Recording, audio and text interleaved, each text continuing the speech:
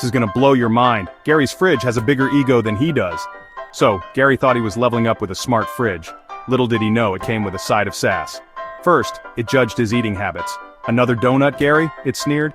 Then, things got serious. It locked itself and refused to give him eggs. Days of begging for cheese turned into a culinary standoff. Gary finally had enough and unplugged it. But wait, there's more. Now it haunts him from the garage, whispering, "Did someone say bacon?" So, next time you think about getting a smart fridge, just remember Gary's story.